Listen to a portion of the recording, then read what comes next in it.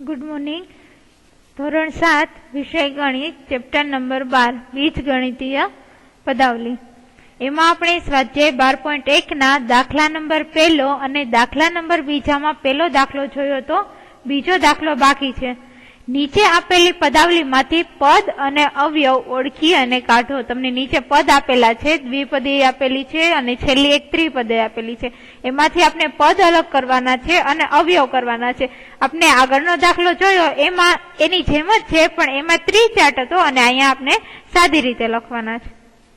તો જોઈએ દાખલા નંબર બીજાનો બીજો.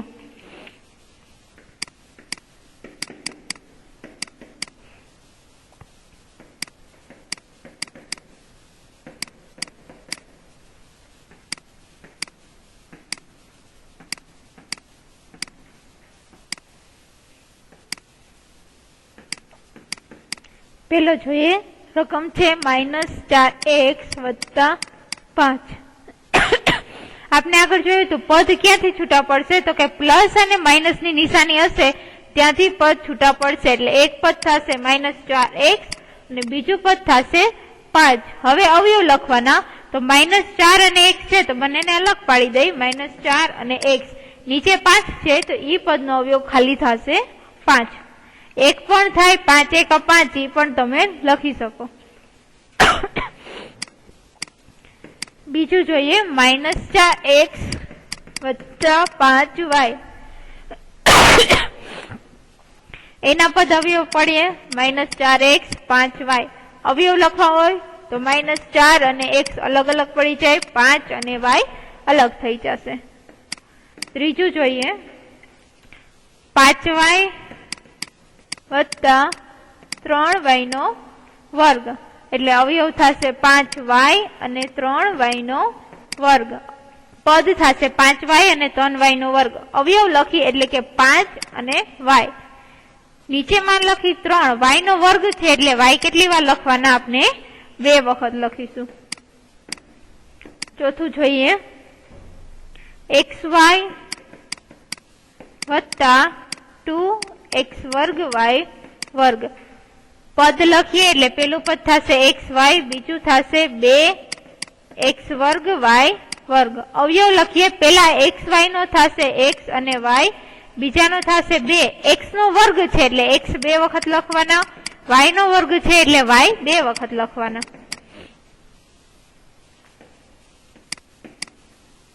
એના પછી પાંચમું જોઈએ, pq + q.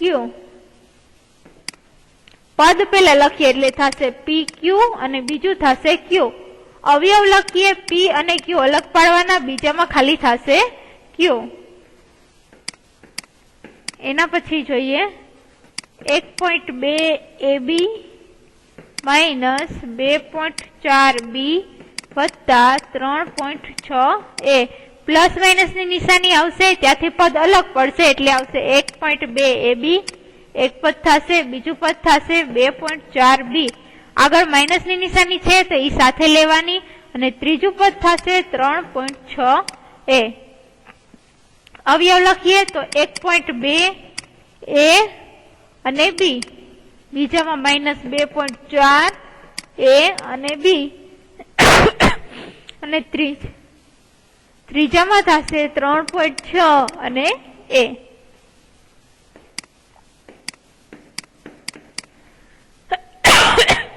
એના પછી જોઈએ, 3/4x + 1/4. પદ લખીએ, 3/4x અને 1/4. અવયવ લખીએ એના 3/4 અને x બંનેને અલગ કરી નાખવાના, નીચેનામાં ખાલી આવશે 1/4.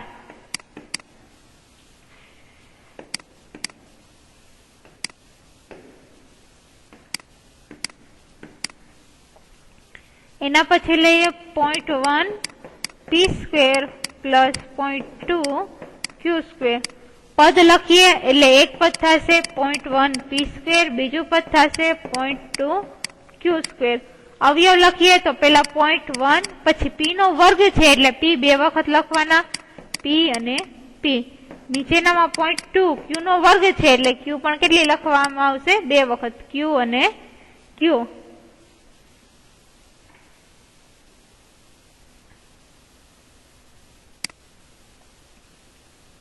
હવે જોઈએ દાખલા નંબર 3. નીચે આપેલી પદાવલીમાં અચલ સિવાયના પદનો સંખ્યાત્મક સહગુણક શોધીને લખો. અચલ પદ સિવાયમાં સંખ્યાત્મક સહગુણક એટલે કે જે સંખ્યા આવેલી હોય 1, 2, 3 એ શોધીને લખવાની છે. અને અચલ પદ સિવાયનું એટલે કે તમે પેલા રકમમાં જો 5 - 3 t નો વર્ગ, તો 5 છે એ અચલ પદ કહેવાય જેની કિંમત નક્કી હોય. તો આપણે જોઈએ દાખલા નંબર 3.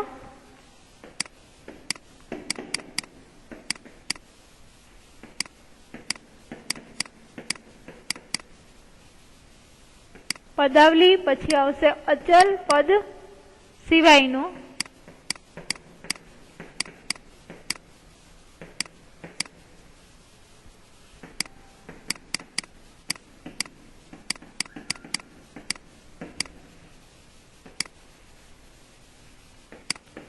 પહેલી રકમ છે 5 - 3 t નો વર્ગ.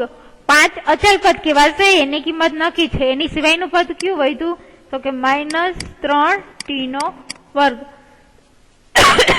હવે શું લખવાનું છે? એનો સહગુણક. તો t નો સહગુણક કયો છે? તો કે 3. એટલે અહીંયા કયું આવશે? -3.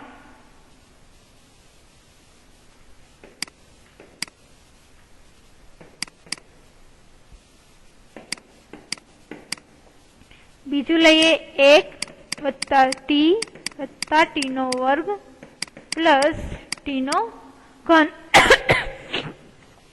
અચલ પદ આમાં કયું આવશે? તો કે 1 આવશે. એના સિવાયના પદ એટલે કે t નો વર્ગ અને t નો ઘન. એનો સહગુણક લખવાનો છે. t ની સાથે એક પણ સંખ્યા આગળ આપેલી નથી, તો એક તો આપેલી હોય એટલે કે 1 અને 1.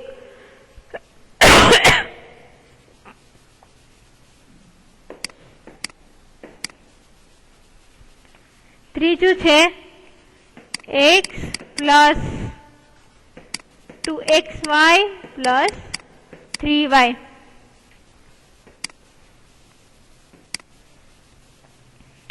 આમાં તમે જુઓ તો અચલ પદ એકેય આપેલું નથી, એટલે ખાલી સંખ્યા તમને એકેય આપેલી નથી. તો 3 પદ લખશે. પેલું થશે x, બીજું થશે 2xy અને ત્રીજું થશે 3y. x ની આગળ કઈ પણ સંખ્યા નથી એટલે એનો સહગુણક થશે 1. x y ની આગળ 2 આપેલા છે એટલે સહગુણક થશે 2 અને ત્રીજામાં સહગુણક થશે 3. એના પછી જોઈએ 100m + 1000n. હવે જોઈએ આમાં પણ અચલ પદ નથી આપેલું, તો બંને પદ લખવાના રહેશે. પેલું થશે 100m, બીજું થશે 1000n. એમનો સહગુણક એટલે એની સાથે જે સંખ્યા ગુણેલી હોય ઈ, તો એમની આગળ કયું છે? 100 અને એની આગળ 1000. એના પછીનું જોઈએ -p²q² + 7p અને q. આમાં પણ તમે જોઈ શકો કે અચલ પદ આપેલું નથી, એટલે કે ખાલી સંખ્યા 1, 10, 15, 20 એવી આપેલી નથી, એટલે બંને પદ લખીશું. -p²q² અને બીજું આવશે 7pq. p² અને q² આગળ કઈ નથી આપેલું એટલે 1, પણ આગળ માઇનસની નિશાની સાથે લેવાની. pq ની આગળ આવશે 7.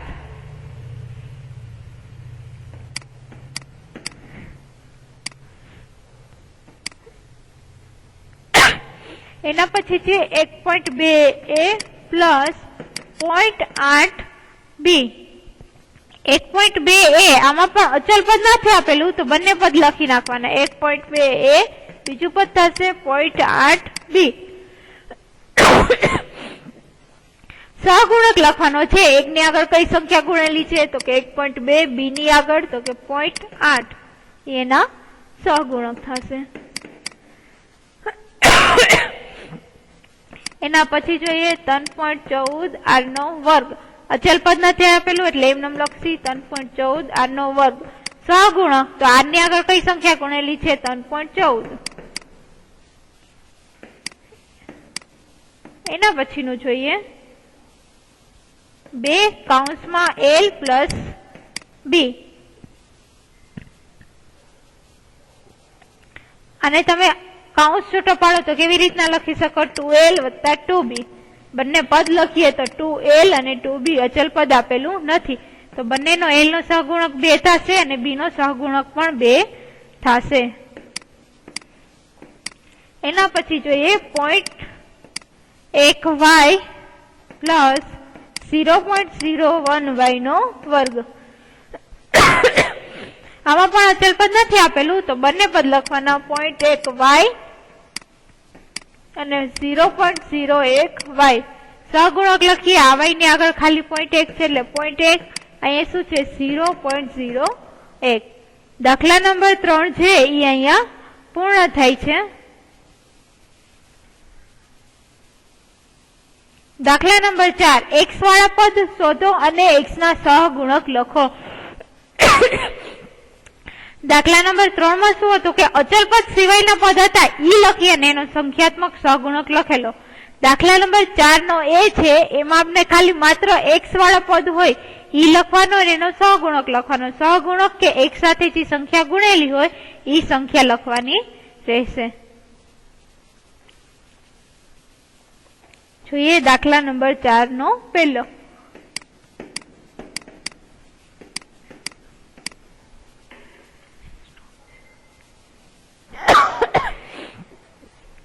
એમાં પણ આપણે પેલા કોષ્ટક આગળના બે દાખલામાં બનાવેલું છે, બનાવેલી કે પેલા પદાવલી એટલે કે જે રકમ આપેલી છે એ લખવાની. પછી બાજુમાં શું લખશી તો કે x વાળું પદ, આપણે રકમમાં ખાલી x વાળું પદ જ કીધું છે એટલે x વાળું પદ લખશી અને પછી લખશી સહગુણક. તમારે આવી રીતના કોષ્ટક બુકમાં બનાવવાનું રહેશે. પેલી રકમ જોઈએ y² x પ્લસ y. હવે આપણે માત્ર x વાળું પદ જ જોઈએ છે એટલે કે જે પદમાં x ગુણેલો હોય એ જ પદ લખવાનું.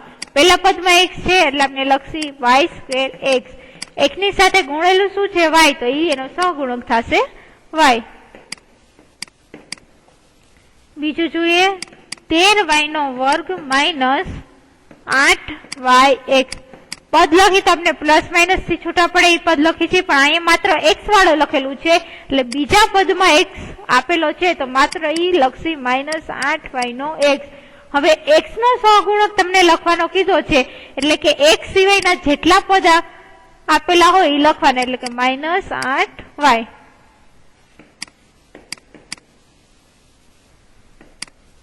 ત્રીજું જોઈએ x plus y plus 2. x વાળા પદમાં ખાલી x છે તો x લખશે, x ની સાથે કઈ પણ ગુણેલું નથી તો સહગુણક કયો આવશે 1. ચોથું જોઈએ 5 plus z plus zx. x ની સાથે z ગુણેલો છે તો ખાલી માત્ર x હોય એ જ પદ લખવાનું એટલે આવશે zx. સહગુણકમાં z ગુણેલો છે એટલે કે આવશે z. એના પછી જોઈએ 1 પ્લસ x પ્લસ xy. હવે અહીંયા બે પદમાં x આપેલું છે તો આપણે બંને પદ લખશી. એક પદ થશે x, બીજું પદ થશે x ને y. x ની સાથે ગુણેલું કઈ ન હોય તો સહગુણક થશે y. બીજામાં જો x ની સાથે y ગુણેલો છે એટલે આવશે y.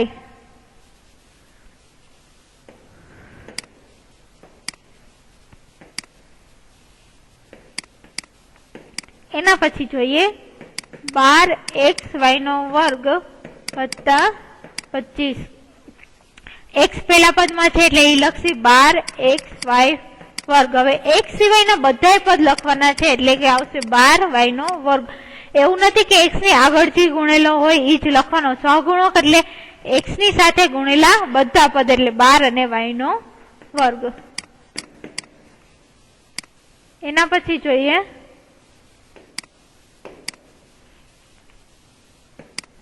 7x પ્લસ xy નો વર્ગ. અહીંયા તમે જોઈ શકો છો 7x અને xy નો વર્ગ બંનેમાં x છે એટલે બંને પદ લખશી 7x અને xy નો વર્ગ.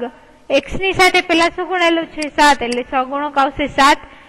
x ની બીજામાં ગુણેલો છે y વર્ગ એટલે આવશે y નો વર્ગ. હવે એવી જ રીતના તમે જુઓ તો બી રકમ બી માં જોવો કે વાય વર્ગ વાળું પદ શોધી તેમનો સહગુણક લખો. ચોથા દાખલામાં એમાં કેવું હતું કે ખાલી એક્સ વાળું પદ અને એનો સહગુણક હતો. હવે બીજામાં વાય વર્ગ હોય એવું પદ લખી અને એનો સહગુણક લખવાનો છે.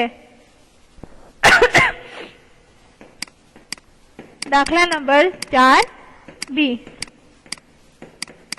પેલા આવશે પદાવલી, કોષ્ટક તમારે કરવાનું છે, પછી વાય વર્ગ હોય એવું પદ લખવાનું છે અને પછી એનો સહગુણક લખવાનો છે. પેલું જોઈએ એમાં રકમ 8 - xy નો વર્ગ.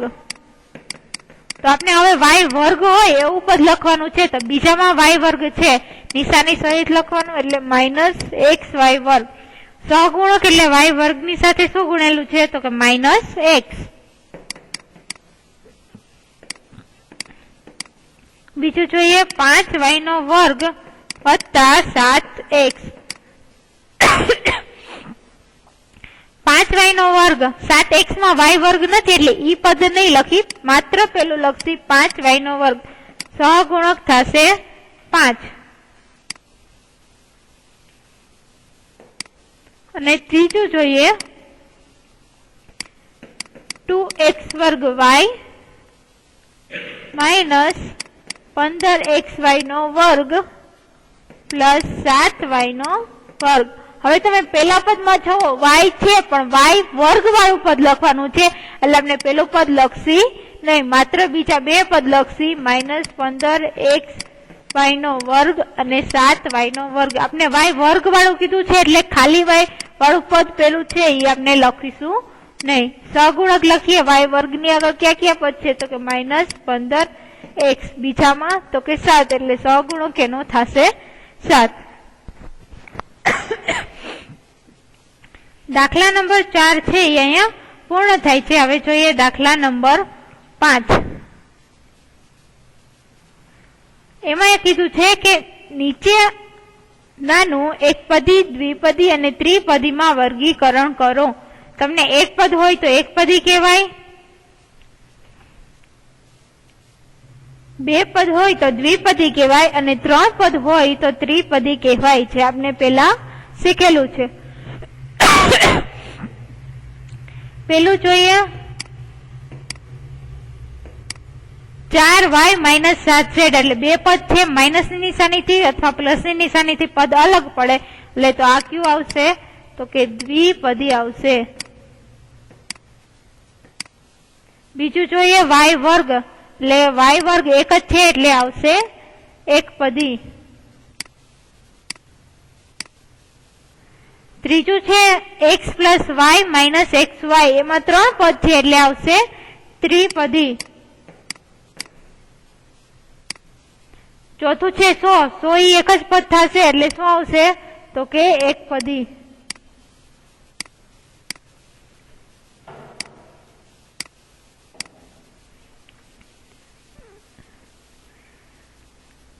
એટલે થશે એકપદી. એના પછી જોઈએ ab - a - b એમાં 3 પદ આપેલા છે એટલે ઈ પદાવલી થશે ત્રિપદી.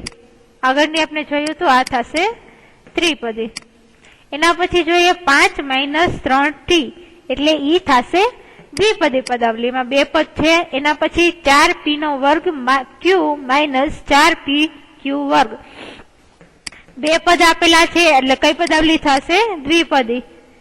દ્વિપદી તમારે આખું લખવાનું છે, હું તો અડધું લખું છું.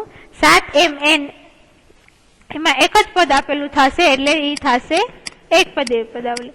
એના પછી જોઈએ z વર્ગ -3z + 8 એટલે થશે ત્રિપદી પદાવલી.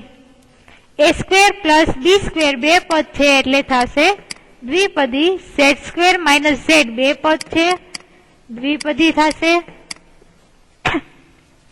1 + x + y વર્ગ એટલે ઈ થશે ત્રિપદી પદાવલી. એના પછી જોઈએ દાખલા નંબર 6. નીચે આપેલી જોડ સજાતીય કે વિજાતીય પદોની છે તે કહો. સજાતીય પદ એટલે આપણે કીધું હતું કે જે સરખા પદ હોય એને સજાતીય કહેવાય. તો 1 અને 100 એટલે ઈ થશે સજાતીય પદ. પેલું કયું થશે? સજાતીય. બીજામાં જો -7x 5/2x બેમાં x છે અને ઘાત પણ સરખી છે એટલે થશે સજાતીય. -29x અને -29y x અને y બંને અલગ અલગ આપેલા છે એટલે થશે વિજાતીય. 14xy અને 42yx અહીંયા x y અને y x આપેલો છે પણ ગુણાકારમાં તમને ખબર છે કે તમે 3 × 2 કરો તો પણ 6 આવે અને 2 × 3 કરો તો પણ 6 આવે. એટલે તમે x y લખો કે y x લખો ગુણાકારમાં બંને સરખું થાય એટલે એ પદ થશે સજાતીય. એના પછી જોઈએ 4m² p અને 4m p નો વર્ગ. હવે તમે જુઓ કે 4m² p પેલામાં m ની 2 ઘાત છે, બીજુમાં જો તો m ની 1 ઘાત છે. એવી જ રીતના પેલામાં p ની 1 ઘાત છે અને બીજામાં p ની 2 ઘાત છે. m અને p છે પણ બંનેની ઘાત અલગ અલગ છે એટલે ઈ થશે વિજાતીય. અને 12xz અને 12x² z² એક z જ છે પણ બંનેની ઘાત અલગ છે એટલે આ થશે વિજાતીય. તો અહીંયા દાખલા નંબર 6 છે એ પૂર્ણ થાય છે. દાખલા નંબર 7 આપણે આવતા લેક્ચરમાં કરીશું.